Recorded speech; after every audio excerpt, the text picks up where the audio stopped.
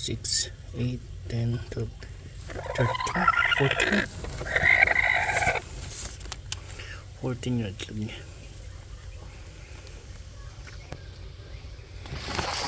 Tapos meron din tayo isa dito. Itlog na rin. Ayan.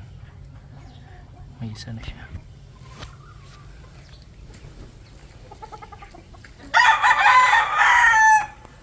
Yun yung isa naging itlog.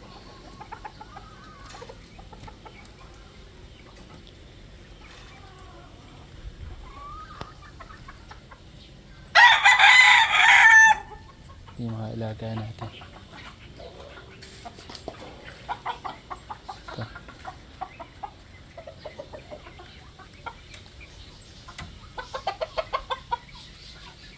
Tapos ito mga bakulay.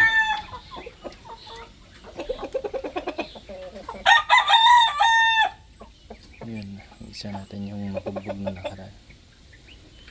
Yung nanalo. Yan. Lalaki na yan. Ito sobrang laki. Siguro pa 4 na kilo na to. Pero yung babae 3 kilo at kalahati lang. Hindi na siya bumigat. Siguro dahil lang yung itlog.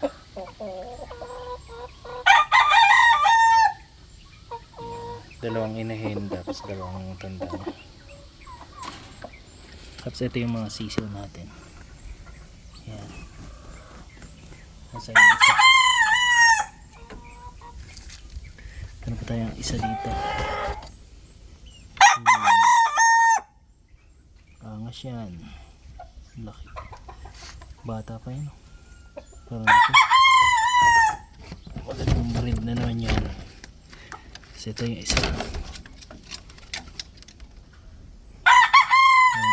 Siboy tapang yan. Pag tilao pa, lakas manalpok yan.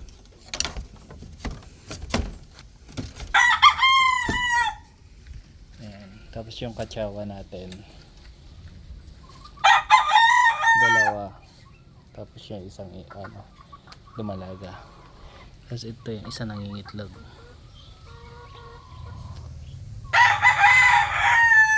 Angas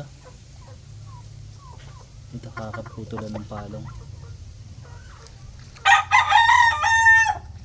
Yan. Tilak na siya. Ayun, meron pa pala tayo isa dito. Bago nating inahin.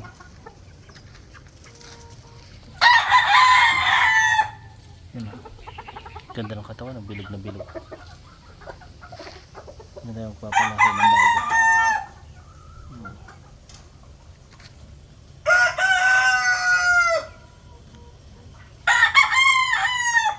Bay, angas. May isa sa baytapang nananalpok. Ito sa bukas. Yan o. Bilog na bilog. Kaya dito pa Tapos yung isa, yung dating nanalo, ayun yung nasa labas, yung naputulan na isang daliri. Tapos meron pa tayo dito.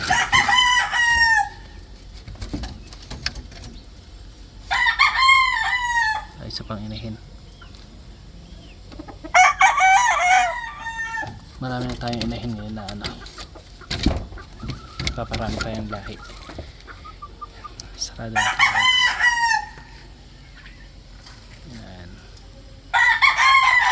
Ito magaling ito. Kaya naputulan ng paa.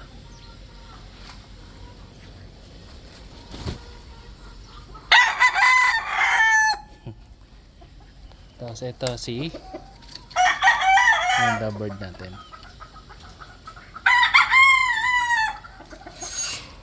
Ang bait niyan. May isa na mamugad na. Sana mag-ano na sila, mga itlog na.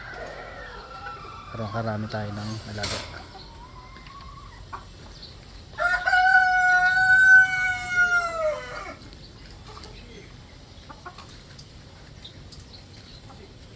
Tapos ito si Marty. Mart, gutom ka na, Mart?